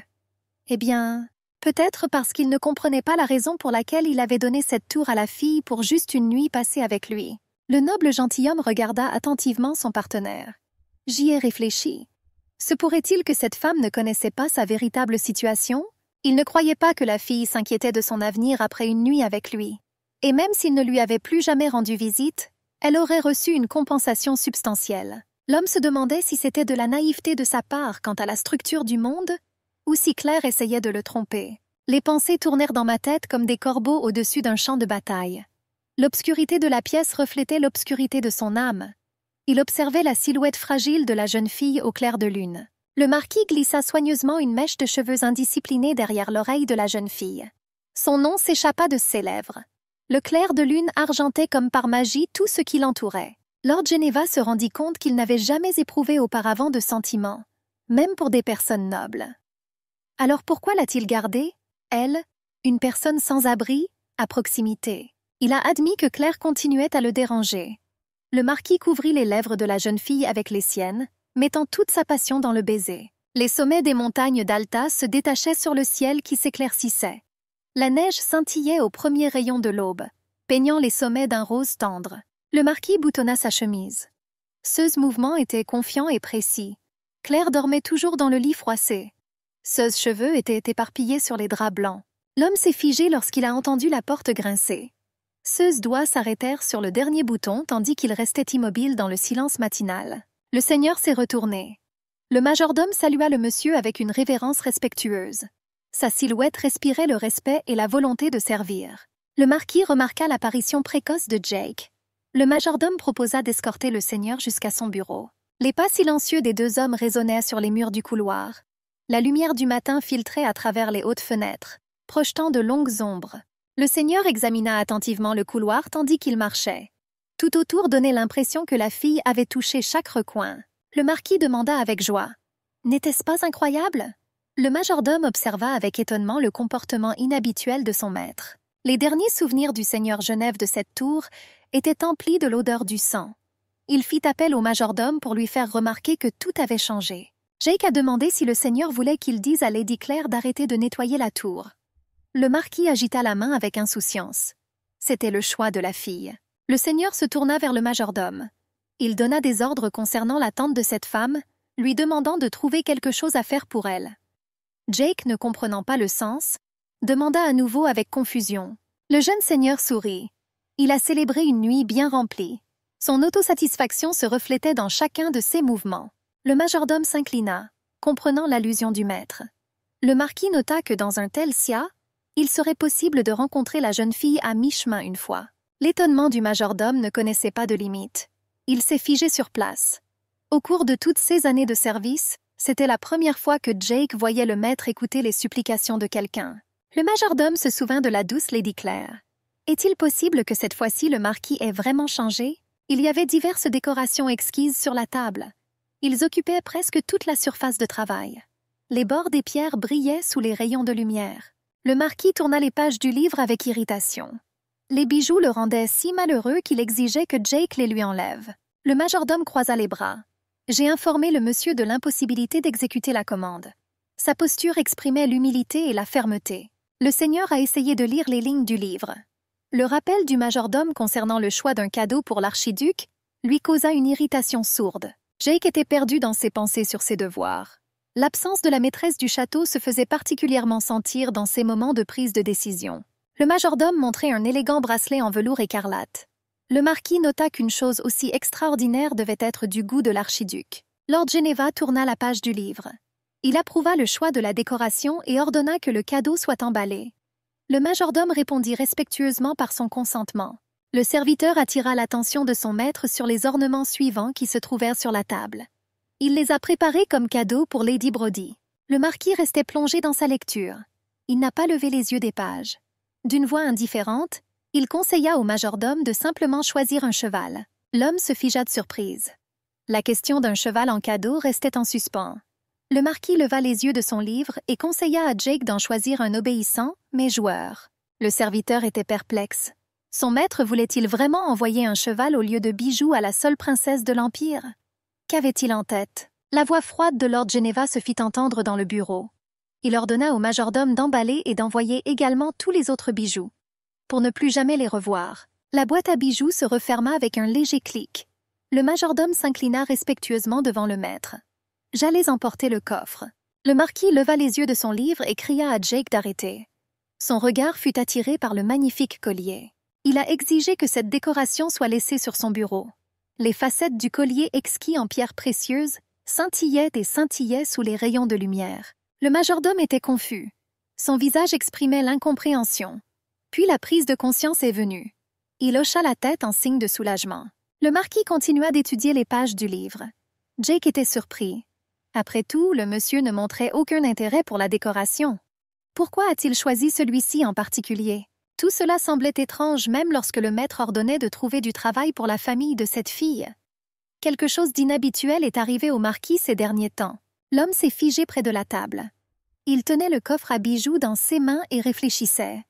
Ce collier pourrait-il avoir quelque chose à voir avec la dame de la tour? La nuit tombait sur la ville.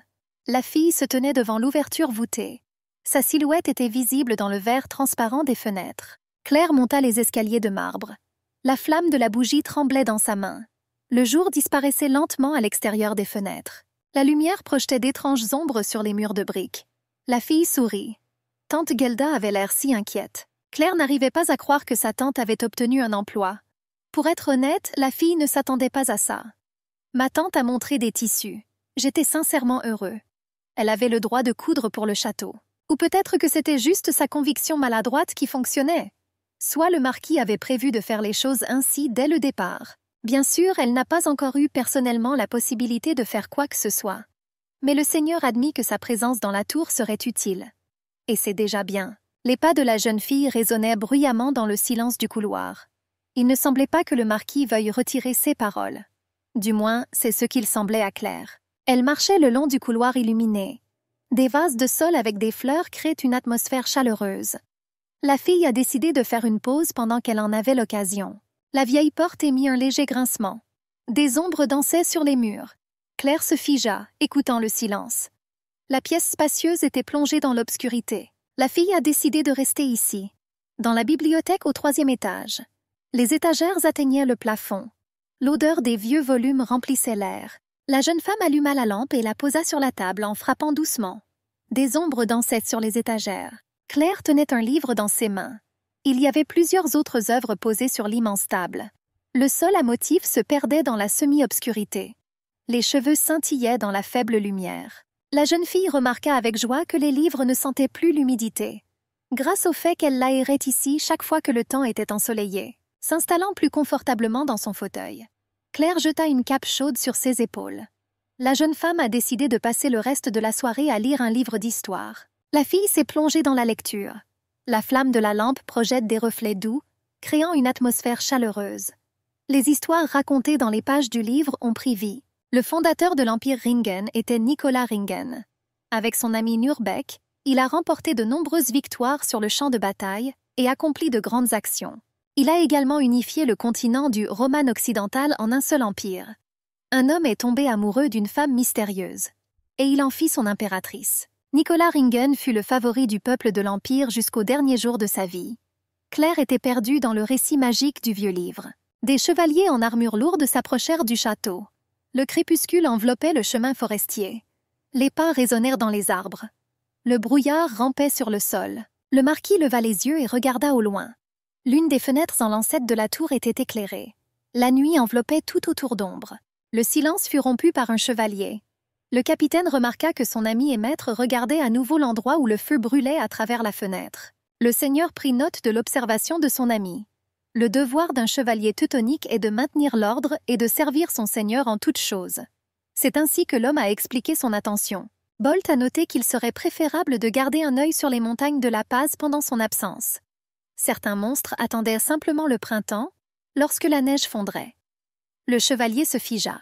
Le capitaine parla respectueusement du fait que cette fois-ci, l'ordre désirait accompagner le monsieur au défilé de Puysanne.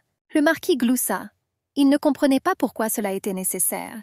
J'ai demandé à Julian s'il voulait vraiment détruire quelque chose à Puysanne. La réponse du chevalier semblait sévère. Celui que l'on aimerait le plus mettre en pièces vivait en bonne santé au château de Langthéo, à Puysanne même. Il était évident pour le marquis que Julien dirait la même chose à l'archiduc. Le seigneur a demandé si l'homme demanderait toujours au seigneur de l'emmener avec lui dans ce cas. Les chevaliers qui suivaient Ringen le Grand, et servaient uniquement les membres de la dynastie impériale, étaient des chevaliers de l'ordre teutonique. Chaque membre de cet ordre méprisait ouvertement l'empereur et l'archiduc actuel. Le marquis réfléchit. Il sourit sinistrement. Comment un chevalier pourrait-il lui demander, à lui, un général, de l'emmener avec lui à Puysanne? Des pas dans une lourde armure résonnèrent dans les arbres. Le seigneur pensait à ce moment-là au danger de ce défilé. Julian attendit silencieusement qu'il continue. Les hommes s'approchèrent de la tour. Le défilé aurait pu être dangereux, mais pas autant que le fait que des chevaliers sont apparus là-bas qui voulaient manger l'archiduc vivant. Soudain, le capitaine changea de sujet. Il a déclaré que des rumeurs circulent déjà dans les rues. Que le seigneur porte toutes sortes de joyaux pour faire une offre à Puysanne. Le capitaine des chevaliers savait que le marquis était un homme sage. Mais quand même, il rappela au seigneur Genève quel homme méchant et rusé était l'archiduc. Ce noble traître voudra tout faire pour faire entrer sa fille dans le lit du marquis. Alors, juste au cas où, le seigneur interrompit froidement le chevalier. Il a assuré que cela n'arriverait jamais. Alors je lui ai demandé de ne plus me déranger. Les hommes se tenaient devant les portes du château. Le boulon toucha la poignée forgée. Il a demandé si le chevalier voulait vraiment entrer avec lui. Peut-être pensait-il que quelque chose à l'intérieur de cet endroit pourrait ouvrir le ventre du marquis, ou quelque chose comme ça. Julian était embarrassé. Il a répondu négativement. Le clic silencieux de l'armure brisa le silence de la nuit. Le chevalier posa respectueusement sa main sur sa poitrine en disant au revoir. L'obscurité enveloppait les silhouettes. Le capitaine était sûr que le marquis n'était pas le genre de personne que l'archiduc pouvait manipuler. Il l'a rencontré face à face et savait de quoi il parlait. Mais le marquis n'avait jamais montré d'intérêt pour les femmes auparavant, même sur le champ de bataille. Et pourtant, soudain, il s'intéressa à la fille dans cette tour. Le capitaine n'était pas sûr qu'être intime avec cette fille avant d'aller à Puysanne soit une bonne idée. Ou peut-être que cela ajouterait de l'huile sur le feu des désirs du seigneur. La porte du 3e étage laissait entrer une lumière chaude dans le couloir semi-obscur. Le silence enveloppa le château. Le marquis se tenait devant la porte entr'ouverte de la bibliothèque. Le regard du seigneur était fixé sur le vide qui s'était formé. La lumière tomba sur son visage pâle. L'homme regardait. Au début, il pensait que la fille était venue ici par curiosité. Mais il semble qu'elle savait vraiment lire. C'était inattendu. Claire était assise dos à la porte, penchée sur un livre. La lumière de la lampe dessinait la silhouette. L'homme entra silencieusement, sans troubler le silence. Le marquis croisa les bras sur sa poitrine. Sa silhouette se figea dans l'ombre. Claire n'était pas consciente de sa présence. Elle était complètement immergée dans sa lecture. L'homme se souvint que la jeune fille lui avait demandé ce qu'elle devrait faire si jamais elle désirait son maître. Sa voix résonna dans la mémoire du seigneur. En entendant ces mots, le marquis commença à avoir l'impression de comprendre quelles émotions il ressentait réellement pour cette jeune fille. Quand je l'ai vue, je me suis senti mécontent. L'homme serra fermement la main de la jeune femme. Lord Geneva était l'homme le plus vénéré de l'Empire. Mais quand j'étais à côté de la fille, j'avais l'impression de déranger quelqu'un de noble et de respectable. Le marquis commença à s'approcher lentement de Claire. Il se comparait à un pauvre ivrogne qu'il était devenu à cause de cette fille. Lord Geneva saisit soudain la jeune fille par les épaules. Claire haleta de peur. Le livre lui est tombé des mains. Tirant la fille confuse vers lui, l'homme réalisa qu'il ressemblait à un salaud qui savait qu'il était ivre. Mais il ne pouvait pas arrêter de boire de l'alcool fort. Claire réalisa qu'il avait violé sa vie privée de manière aussi indécente. Elle lança doucement un appel au maître. Le visage de l'homme était proche du sien. Un ordre brusque de se déshabiller retentit dans le silence de la bibliothèque. Ces mots donnèrent à la jeune fille l'impression que des milliers d'aiguilles acérées lui transpercèrent la peau. La jeune dame a tenté d'arrêter Lord Geneva. Avec sa paume fragile, la jeune fille tenta de repousser la puissante silhouette de son maître. Bolt pensait à Claire comme à une créature pure et noble. Il mordit doucement son doigt gracieux. La fille haleta doucement face à cette action inhabituelle. Le seigneur regarda la beauté rouge qui gisait sur le sol en marbre de la bibliothèque. Il ne comprenait pas pourquoi il s'était senti coupable auparavant. Les cheveux de la fille étaient éparpillés en désordre sur le sol. Elle croisa les bras sur sa poitrine. L'homme a remarqué que la jeune femme avait l'air très bien dans ce look échevelé. Le marquis se pencha sur la jeune fille. Elle se figea de peur. Il y avait des larmes dans les yeux. Il sourit. Comme il le pensait, ses yeux ressemblaient à une pierre précieuse. L'homme se demandait à quoi elle ressemblerait si elle portait une pierre précieuse sur son cou fin et blond. Il toucha doucement la gorge de la fille. L'imagination du seigneur a immédiatement dessiné l'image d'une fille debout dans l'eau de source bleue. Et elle ne portait qu'un magnifique collier de bijoux. L'homme s'est plaint qu'il avait déjà commencé à se sentir plus satisfait. Son regard s'attarda sur les lèvres douces de Claire. L'atmosphère entre eux devint tendue. La jeune femme s'est retrouvée par terre au milieu de livres éparpillés. La passion les submergea. Les livres tombèrent au sol tandis que leurs corps s'entrelaçaient dans un baiser passionné. Le marquis a perdu le contrôle. L'appel de la jeune fille a arrêté disparu dans la semi-obscurité de la bibliothèque. L'air était rempli d'une respiration lourde. Le seigneur ne prêtait aucune attention aux objets qui tombaient sur son dos musclé. Il était concentré sur une seule action. Des livres tombèrent et gisèrent autour d'eux. Et sur eux. La jeune fille supplia le marquis d'arrêter.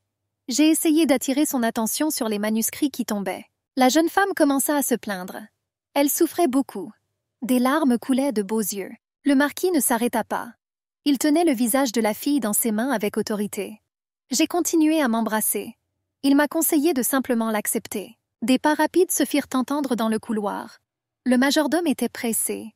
Il a été convoqué sur ordre de son maître. La porte de la pièce s'ouvrit soudainement. Jake demanda au marquis ce qui s'était passé avec inquiétude dans la voix. Claire se recroquevilla sur le bord du lit, se cachant du regard des deux hommes. Le majordome a demandé pourquoi le marquis avait besoin de médicaments au milieu de la nuit. La fille tremblait. Le seigneur a rapporté que Claire s'était blessée à la cheville à cause de la chute d'un livre. Il ordonna au majordome d'examiner la jeune femme. Jake s'est rapidement approché de la fille. Il a suggéré d'essayer de baisser sa jambe. Il a touché la jambe de la fille. La cheville semblait rouge et enflée. Après un examen approfondi, le majordome a conclu que la jeune femme avait un os endommagé. Il était prêt à prodiguer immédiatement les premiers soins à la victime. Mais il devra examiner à nouveau la fille demain matin. Après ces mots, le seigneur fronça les sourcils. Le majordome a conseillé à Claire d'éviter tout effort pendant un certain temps. La meilleure option est qu'elle ne marche pas pendant un certain temps. La fille se sentait mal à l'aise. Jake a bandé sa cheville enflée. Voyant l'état de la jeune fille, l'homme a compris la raison de l'appel nocturne. L'inquiétude pour le maître a fait place à une compréhension amère. Claire souffrait énormément. Jake soupçonnait que le livre qui avait causé la blessure était très lourd. Ce n'est pas surprenant, car la fille était si fragile. Levant les yeux vers la jeune femme, le majordome réfléchit aux raisons pour lesquelles la jeune fille visitait si souvent la bibliothèque du 3e étage. La tour de l'héritier a été construite par Lord Newburgh pour son fils. Cette bibliothèque contenait des livres historiques et théologiques complexes. Il faudrait écrire davantage de livres en francique, qui était la langue utilisée par la plupart des nobles, ou en latin et en suédois. Le majordome ne pouvait pas comprendre pourquoi cette personne se trouvait si souvent dans une telle bibliothèque. Le maître a ordonné au majordome de partir s'il avait fini. Cela sortit Jake de sa stupeur. Il grimaça et se leva de ses genoux. La porte grinça et se referma derrière l'homme. Avant cela, il avait prévenu qu'il viendrait rendre visite à la jeune fille le matin. Claire déglutit nerveusement. La fille s'est recroquevillée sur le bord du lit. Elle serra les poings. Elle ne souhaitait qu'une chose, que le marquis parte. Des larmes coulaient sur les joues de la jeune femme. Le marquis lui lança des paroles froides et colériques à propos de sa stupidité. Lord Geneva croisa les bras sur sa poitrine. Il l'a dit comme pour se moquer. Si cela lui faisait si mal, alors elle aurait dû le mordre pour arrêter. La fille leva la tête avec mécontentement. Elle a admis que le marquis ne lui avait pas permis de faire cela. L'homme s'est soudainement rapproché. J'ai demandé si une fille avait vraiment besoin qu'on lui dise ou mordre un homme pour qu'il prête attention à ses paroles. Claire se détourna de l'homme. Elle a décliné avec gratitude une offre aussi douteuse. Des larmes coulèrent sur son visage. La jeune femme a surtout compris qu'à ce moment-là, il ne servait à rien qu'elle résiste. L'homme n'a pas bougé quand tous ses livres sont tombés sur lui. Le Seigneur l'a ignoré lorsqu'elle l'a supplié d'arrêter. Alors pourquoi faisait-il semblant de s'en soucier maintenant? La fille tira sur l'ourlet de sa robe. La jeune femme tremblait de douleur. La souffrance devenait de plus en plus intense. Tout est devenu noir devant mes yeux. Claire se sentait malade. Elle ne pouvait pas supporter cette douleur. Elle demanda discrètement pardon au marquis de ne pouvoir le servir ce soir. L'homme fut très surpris par de telles paroles. J'ai clarifié ce que la fille a dit. Claire a demandé à pouvoir se reposer. La voix était faible et épuisée. La douleur transperçait chaque cellule de son corps épuisé. La conscience a commencé à s'échapper. La fille s'enfonça lentement dans l'obscurité salvatrice. À travers le brouillard de l'oubli, Claire entendit le marquis l'appeler. Des larmes coulèrent sur ses joues. Elle supplia mentalement ce bâtard bruyant de la laisser tranquille. Dans l'obscurité, des ombres glissaient le long des murs de la chambre. Claire se tournait et se retournait sur les draps blancs, entourés de bruits dérangeants. Chaque bruissement la faisait frémir. La fille s'est recroquevillée sur le lit. Quand elle était petite, un démon lui rendait visite chaque nuit. Le bébé tremblait. Il y avait du découragement et de la désolation autour d'elle. Le tentateur m'a murmuré que je devais fermer les yeux et ne penser à rien, de penser seulement à la façon dont son cœur était pressé comme du pain moelleux dans une maison douillette. Et puis, ses parents, qui lui manquaient tant, seront les siens. La petite fille était seule dans une pièce froide où personne ne venait jamais lui rendre visite. Presque aucune lumière ne pénétrait à travers les fenêtres grillagées. La petite priait désespérément pour que le soleil se lève et que les murmures des démons dans sa tête cessent. Claire était en délire. Il lui semblait que tout cela lui arrivait à nouveau. Les cheveux de la fille étaient éparpillés sur l'oreiller en vagues indisciplinées. J'ai entendu des murmures selon lesquels, même si elle survivait, elle ne pourrait rien faire. On lui a conseillé d'abandonner la vie. Il ne servait à rien de résister. Dans la semi-obscurité de l'immense pièce, Claire se retournait dans tous les sens, en plein délire. Son murmure se dissipait dans l'air. La conscience épuisée implorait la paix. Mais les ombres continuaient leur danse. L'homme se tenait figé près du lit, la regardant souffrir. Un léger murmure parvenait à peine à ses oreilles. Dans l'obscurité de la pièce, la supplication de la jeune fille disparut sans réponse. Le marquis passa doucement sa main dans ses cheveux. Il a promis tranquillement que tout irait bien. Il m'a demandé de ne pas m'inquiéter. Le Seigneur caressa la tête de la jeune fille. À travers le voile de l'oubli, elle sentit une main chaude. L'obscurité enveloppait la pièce comme une épaisse couverture. Claire respirait lourdement. Son corps brûlant se débattait sur les draps. La peau brûlait comme du feu. L'air dans la pièce est devenu plus lourd. L'homme souleva soigneusement le corps inerte de la jeune fille dans ses bras. J'ai réalisé qu'elle était toute en sueur. Le marquis se souvint d'une conversation récente. C'est pourquoi la jeune femme a dit qu'elle ne pourrait pas le servir dans un tel état. Lord Geneva avait rencontré de nombreuses femmes qui disaient des choses absurdes. Et cette fille s'est avérée tout aussi ennuyeuse. Il tira Claire plus près de lui. J'avais une idée de la façon dont tout a commencé. Le courageux et respecté marquis Morenheitz a commis une erreur parce qu'il n'a pas pu la garder pour lui. La guerre est une chose primitive. Alors, sans hésiter, le marquis a montré son vrai visage. Et quand il revint au château, il ne put accepter la vie paisible qui se déroulait. Et au fur et à mesure que le temps passait, il s'ennuyait de plus en plus. C'est probablement pourquoi, une fois sa nature sanguinaire réveillée, il a perdu le contrôle. Et à la fin, il a révélé sa convoitise dégoûtante. Il a même trouvé une excuse pour se justifier en disant que son comportement était normal. Puisque Claire était une fille issue des classes populaires, le regard du marquis glissa sur le visage pâle de la jeune femme. Il ne pouvait pas comprendre pourquoi la jeune fille faisait preuve d'une telle impudence. L'homme expira lourdement. Si Claire avait seulement demandé pardon, il aurait fait preuve de miséricorde comme le marquis de Morenheitz. Le seigneur déposa la jeune fille sur le lit. Des bandages blancs étroitement enroulés autour de la cheville blessée. Le monsieur pensait que cette blessure avait dû être dure pour elle. Claire gémit. Le seigneur s'approcha de la table près du lit. J'ai remarqué que la fille avait l'air bizarre quand elle endurait cette douleur. Mais cela ne l'irritait pas. L'homme a pris un verre d'eau sur la table. La fille sur le lit ne bougeait pas. On dirait qu'il devrait être plus gentil avec elle. Le marquis ne savait pas qu'il pouvait être aussi cruel. Le seigneur a gardé sa bouche fermée. Et soulevant la jeune fille, il pressa ses lèvres sur sa bouche. J'ai essayé de le saouler. La fille ouvrit difficilement les lèvres. J'ai pris quelques gorgées. Des gouttes d'eau coulaient sur son visage. L'homme toucha soigneusement les lèvres de la jeune femme. Soudain, la fille l'a attrapé par le cou et l'a tiré vers elle. Le marquis sursauta de surprise. Claire toucha l'épaule de l'homme. Tremblante et bégayante, elle avoua qu'elle avait froid. Le marquis pressa contre lui le corps fragile de la jeune fille. Son murmure promettait la guérison. La chaleur de son étreinte enveloppa son corps épuisé. Finalement, la fille s'est réchauffée dans l'étreinte forte de l'homme. À travers la brume de l'oubli, Claire entendit son nom dans son murmure. Le château de Langthéo à Puisen se détachait sur le ciel matinal. Esseuses flèches bleues acérées percèrent les nuages. De nombreuses fenêtres reflétaient la lumière vive du soleil. L'archiduc Edwin exigeait un rapport de son serviteur lorsque des personnes envisageaient de quitter le Margravia. Il était habillé luxueusement. Les bijoux scintillaient sur ses doigts. L'homme frappa du poing sur la table. « J'ai demandé au serviteur si les invités avaient l'intention de ne pas assister au banquet. Je voulais clarifier si c'est vrai. » Le serviteur s'excusa. Les visiteurs se précipitaient déjà vers Langthéo. Il exprima respectueusement sa confiance qu'ils découvriraient bientôt tout. L'archiduc gloussa. Sur la table devant le noble se trouvaient des boîtes et des coffrets avec diverses décorations. Il a fait des reproches au serviteur. Il disait la même chose depuis plusieurs jours. L'homme ne comprenait pas comment il était possible de reporter la campagne vers l'archiduché. Je pensais que le jeune seigneur était aussi impudent que son père. L'archiduc Edwin serra le poing de colère.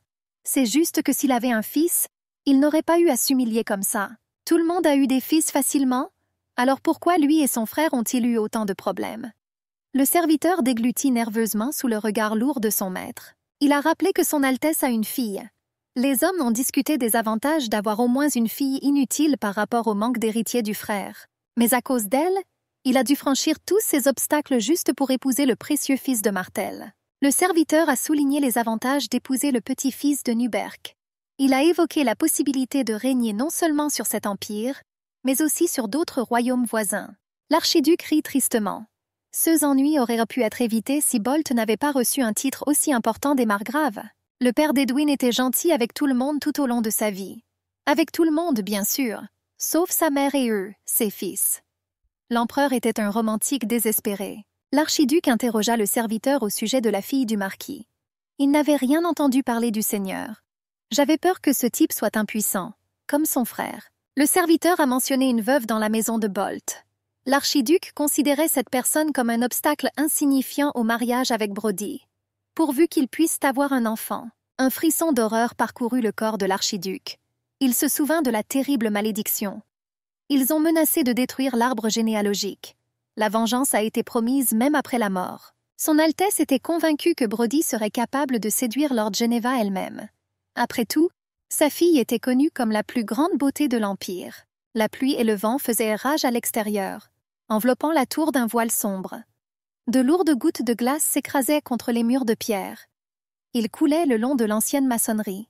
Claire tendit la main par la fenêtre avec joie. Des gouttes froides tombèrent sur sa paume. Ils ont apporté avec eux l'odeur fraîche du bois trempé par la pluie. La fille s'attardait à la fenêtre ouverte. Elle voulait profiter encore un peu de cet air frais. Mais soudain, elle fut interrompue. Les pas résonnèrent bruyamment dans toute la pièce. Une voix féminine sévère interpella Claire, interrompant si inopportunément sa solitude. Une femme âgée en uniforme tenait un plateau. La voix semblait catégorique. « Elle m'a ordonné de retourner au lit immédiatement. Claire n'a pas le droit de sortir dans le froid. » La jeune fille a osé s'opposer à Madame Ravia. Mais la femme a averti que le vent froid était nocif pour ceux qui avaient des os cassés. Elle tira brusquement les rideaux. La vieille femme ferma les yeux avec mécontentement. Elle marmonna que la fille était si maigre qu'elle devait s'inquiéter de beaucoup de choses. La jeune femme regarda sa jambe bandée. Elle nota que Madame Ravia avait été désignée par le marquis pour prendre soin de la jeune fille. Il y a quelques jours, le marquis a donné au majordome 2 semaines pour que la jeune fille puisse remarcher. Claire s'assit sur le lit. Lord Geneva donna ordre à son majordome que tout se fasse sans réserve ni objection. Jake était d'accord. La fille remarqua comment l'expression du majordome s'assombrit après ces mots. On ne comprenait pas comment le marquis pouvait prétendre qu'une telle blessure guérirait en moins d'1 mois. Jake lui rappela qu'il serait difficile pour Lady Claire d'être seule pendant cette période. Il demanda ce qu'il fallait faire dans ce cas. Le marquis regarda la jeune fille en silence. J'ai étudié son visage. Son regard restait illisible tandis qu'il réfléchissait à la situation. Bolt a pris une décision. Il ordonna au majordome d'inviter Ravia. L'homme a demandé si le monsieur parlait vraiment de Madame Ravia. Et j'ai reçu la confirmation. Claire regardait les hommes avec confusion. Elle regarda l'un puis l'autre. Elle était très curieuse de savoir qui était cette Madame Ravia. La jeune fille n'aurait jamais pensé que cette femme avait été la nounou du marquis dans son enfance. La dame a immédiatement commencé à éduquer Claire. Cela m'a rappelé de garder le dos droit. Elle a tiré la fille par la jambe. Je l'ai examinée. J'ai remarqué qu'à ce rythme-là, la jeune femme allait bientôt se casser un autre os. La femme caressa la joue de Claire. La vieille femme ne pouvait pas croire que la fille qui servait le jeune maître était si petite. La main de la nounou toucha doucement le visage de porcelaine de Claire. La fille a remarqué que Madame Ravia la traitait très tendrement, comme une plume. Je l'ai nourrie. Elle a pris soin de moi. Elle a apporté des fruits et de la viande au lit, et elle a même essayé de l'aider à se baigner. Elle avait peur que la fille tombe dans la salle de bain. La femme tenait une cuillère dans ses mains. Devant elle, sur ses genoux, se trouvait un plateau avec une assiette. Elle a insisté pour que Claire goûte la soupe pendant qu'elle était encore chaude. La jeune femme a compris que grâce à cette femme, elle vivait dans le luxe. Soudain, la femme demanda comment Claire pouvait tolérer le marquis dans un tel état. La nounou a décidé que la fille avait besoin de mettre rapidement de la viande sur ses os. Malheureusement, Claire a dû écouter de telles révélations. L'obstination de la vieille fille rappela à la jeune fille sa tante Gelda. C'est probablement pour cela que la jeune femme ne se sentait pas mal à l'aise en sa présence. Claire se souvenait de son cher parent. Elle n'avait pas vu la femme depuis qu'elle s'était blessée à la jambe. La jeune fille demanda prudemment à Madame Ravia comment elle était arrivée au château. A-t-elle, par hasard, rencontré des enfants sur son chemin? La femme a remarqué l'impatience de son protégé. Elle a suggéré que nous mangions d'abord. Claire a essayé de s'opposer. Sa famille lui manquait. Je me souvenais de leurs jeux amusants et de leurs divertissements. La jeune fille n'avait jamais été séparée de ses enfants aussi longtemps. Elle était sûre qu'elle leur manquait terriblement à tous. Claire goûta le plat qui se trouvait devant elle. La cuillère s'est figée dans sa bouche. Les yeux brillaient de joie. La jeune femme a admis que le goût de ce plat rappelait celui que cuisinait sa tante bien-aimée Gelda. La dame a confirmé qu'elle était passée voir sa tante pour lui livrer de la viande. Et elle a demandé d'apporter ce plat à Claire. Elle a noté que Gelda était une très bonne cuisinière. D'après les servantes, Gilda était également douée pour la couture et le lavage. Je ne pouvais pas imaginer comment ils pouvaient encore fonctionner. Ils étaient tous les deux si maigres. Claire interrompit la vieille dame. Elle s'inquiétait de ce que ressentèrent les enfants. La femme a indiqué que tout allait bien pour eux. Claire n'avait pas à s'inquiéter de ça.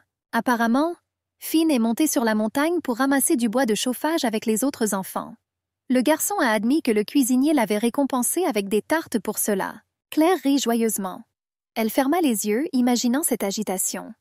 Madame Ravia l'interrompit. Elle a continué à interroger son protégé. Sa question suivante a pris la fille par surprise. Elle tressaillit de surprise. La nounou se demandait pourquoi Claire prétendait être la mère des enfants des autres. La fille réfléchit à la question de Madame Ravia. Elle se souvint de sa récente conversation avec le majordome. Ces informations prenaient désormais un sens nouveau. La femme sévère s'éloigna du département. Mais auparavant, elle était la seule personne qui pouvait donner des instructions au marquis. Claire se sentait très à l'aise avec elle. Madame Ravia travaillait pour le marquis. La jeune femme était sûre que la femme rapportait au Seigneur tout ce qu'elle disait et faisait. Claire sentait que le marquis ne l'avait pas seulement mise dans cette prison sans barreaux, mais il a également chargé cette femme de la surveiller. La jeune femme y réfléchit. Était-il possible que le marquis soit plus obsédé par elle que la jeune fille le pensait au départ? Le marquis était assis à son bureau dans son spacieux bureau. J'ai étudié les papiers. Plusieurs hommes se tenaient en face. L'un des présents commença son rapport. Le Seigneur reçut l'information que le navire marchand de Puisen avait été attaqué par des pirates. Le jeune homme réfléchit. L'orateur croyait que l'archiduc demanderait d'abord à Lord Genève de résoudre ce problème. Des murmures se faisaient entendre derrière. Le marquis se leva de table. Sa chaise craquait dans le silence du bureau. Le monsieur a ordonné que quelqu'un soit envoyé secrètement dans la mer Jurassique. Sans aucun doute, le chef des pirates doit être tout à fait compétent. Il est nécessaire d'ordonner à tous ceux qui participeront à cela de découvrir comment leurs forces sont structurées. Le marquis regardait pensivement par la fenêtre. L'homme s'intéressait à la façon dont un tel leader était apparu si soudainement. Le seigneur avait l'intention d'exclure les chevaliers teutoniques de sa campagne. Son seul assistant est alors son deuxième fils, Max. Ce qui était une préoccupation. Même un lion peut avoir du mal à survivre dans une grotte remplie de serpents venimeux. La seule faiblesse de Genève était que la plupart de ses vassaux étaient des chevaliers. L'université a été construite pour résoudre ce problème. Mais la situation était instable car le responsable de ce projet, le baron Keynes, était malade. L'informateur a admis que si le baron tombe, son jeune frère Jake devra prendre la relève. Il ne pouvait pas l'envoyer espionner les pirates. Le marquis se tenait silencieusement à la fenêtre. J'ai regardé la tour. Les fenêtres brillaient doucement, attirant le regard. L'orateur a essayé de comprendre à quoi le Seigneur pensait à ce moment-là. Claire se déplaçait furtivement dans les couloirs déserts de la tour. Des pas incertains résonnèrent dans l'obscurité. Elle s'appuya contre les murs de pierre froid. La fille s'arrêta et expira brusquement. Elle a souri. Elle pensait pouvoir encore entendre Madame Ravia jurer. La vieille dame ne pouvait contenir sa rage. Elle a parlé grossièrement du frère de Claire. La fille ne s'attendait pas à ce que la nounou soit aussi en colère lorsqu'elle découvrirait l'histoire d'Andin. En racontant son histoire, la jeune femme a suscité la sympathie de la dame. Pour pouvoir voir sa tante, la jeune fille avait besoin de gagner la compréhension de Madame Ravia. Le clair de lune filtrait à travers les hautes fenêtres de la tour. Claire leva les yeux pensivement. Elle se rendit compte que le marquis ne lui avait pas rendu visite depuis cette nuit-là. Pour une raison quelconque, les souvenirs de ce jour sont devenus plus clairs au fil du temps. La jeune fille n'avait pas ressenti cette forte douleur initiale depuis longtemps. Je savais qu'elle avait disparu à un moment donné cette nuit-là. Quand Claire réalisa que le marquis l'avait réconfortée toute la nuit avec ses mains chaudes. Elle a vécu quelque chose qui lui était inconnu auparavant. Cette sensation était presque suffisante pour que la jeune fille soulage la douleur dans sa jambe. Des sentiments contradictoires se livraient à une lutte en Claire. Elle a avoué qu'elle était déçue parce que le marquis ne venait plus la voir. Soudain, Claire halta. Elle secoua la tête d'un côté à l'autre. Elle avait besoin de se ressaisir. C'était sûrement la douleur qui l'affectait tant. Claire se convainquit qu'une telle dépendance envers le maître allait bientôt disparaître. Sa confiance était aussi fragile que le clair de lune filtrant à travers les vitraux de la tour. Claire monta lentement les escaliers de la tour. Chaque pas était difficile pour elle, alors qu'elle s'accrochait au mur et continuait son voyage vers le haut. Elle a noté que ce n'était que le 3e étage. Il était assez difficile pour la fille de monter ses marches. Mais la jeune femme ne pouvait toujours pas renoncer au livre, surtout quand je me sentais confus. Tout comme maintenant, Claire réfléchissait à ses sentiments contradictoires envers l'homme qui l'avait blessée. Apparemment, la solitude de la tour déformait sa perception de la réalité. Notre héroïne avançait lentement mais sûrement. Elle respirait lourdement mais c'était son seul objectif désormais. Soudain, la fille a perdu l'équilibre. Le bras a perdu son support. Claire a crié de peur. Des mains masculines fortes m'ont attrapée et m'ont empêchée de tomber. Elle se retrouva dans les bras du marquis. La fille se figea de peur. L'homme la regarda attentivement.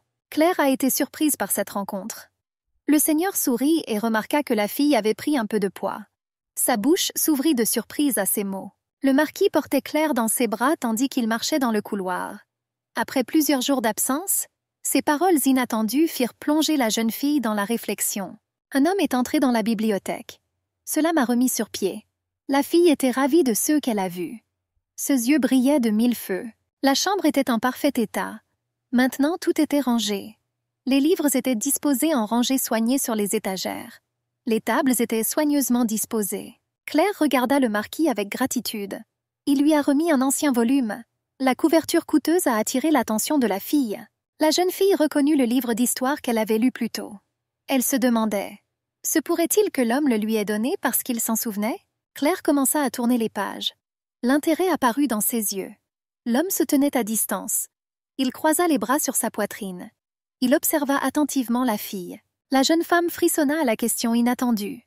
Elle leva les yeux du livre. Le marquis se demandait qui avait appris à lire à la jeune fille. C'est avec tristesse que Claire réalise le véritable coût de son séjour à la bibliothèque. Le marquis avait ses propres objectifs, et son aide n'était pas l'expression de la bonté de son cœur. L'amère vérité de cette compréhension résonnait dans mes pensées. Ainsi, le Seigneur voulait lui demander quelque chose.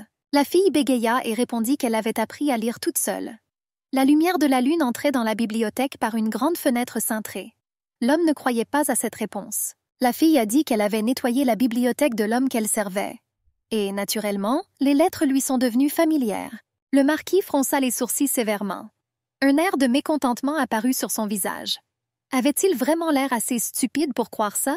L'homme a demandé s'il était vraiment possible pour une simple servante d'apprendre le latin, simplement en visitant la bibliothèque. Le Seigneur ne savait pas comment réagir à ces paroles. Il voulait comprendre. La fille était-elle arrogante ou stupide? Cette femme a monté les escaliers malgré sa blessure à la cheville, juste pour lire un livre d'histoire. Il se demandait pourquoi elle avait besoin de ça. Claire a admis avoir été en captivité. La mère est morte après avoir accouché et l'enfant a été abandonné dans l'ancienne bibliothèque. Les souvenirs pesaient lourdement sur Claire.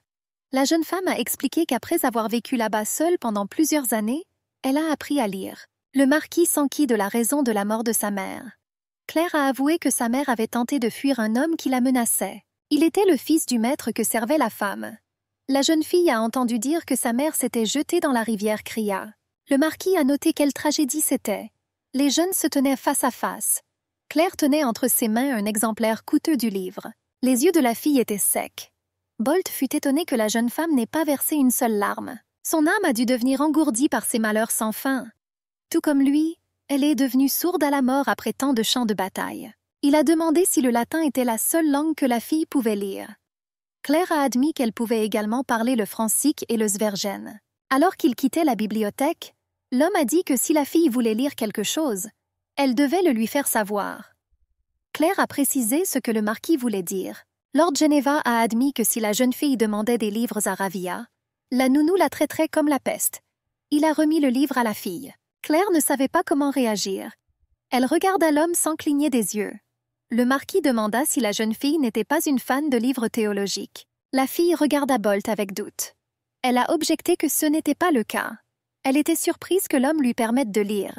Le marquis sourit. La fille errait librement dans cet endroit depuis longtemps. Alors pourquoi lui demandait-elle la permission maintenant? Claire a rapporté que les scribes étaient assez rares. C'est pourquoi les livres étaient considérés comme plus précieux que les bijoux. La jeune fille imaginait le coût inimaginable des livres. La jeune fille n'arrivait pas à croire que le Seigneur lui avait donné sa permission si facilement. Elle était vraiment très surprise. La jeune femme a posé le livre sur la table. Le marquis lui demanda comment elle s'entendait avec la nounou. Claire a admis que Madame Ravia la traitait bien. Le Seigneur prit la fille par le menton. Regarda attentivement dans les yeux. Il pouvait certainement dire que la vieille dame prenait bien soin de Claire, sans lâcher son visage. Il lui demanda si la jeune fille voulait que la nounou reste avec elle. « Si vous êtes d'accord, alors le Seigneur pourrait le faire. » Claire secoua la tête. Cela ne voulait pas dire qu'elle n'aimait pas la nounou, mais... Le marquis attendait une suite. Claire dit avec résignation qu'elle était sûre que Bolt avait ordonné à Madame Ravia de garder un œil sur elle. Le marquis répéta les mots sur la surveillance. Bolt a demandé pourquoi il avait besoin de ça. Est-ce vraiment pour que la fille ne s'enfuit pas? Claire hocha simplement la tête en réponse. Le marquis constata avec satisfaction la justesse de ses suppositions. Il le savait. Cette femme était définitivement arrogante. L'homme était perplexe.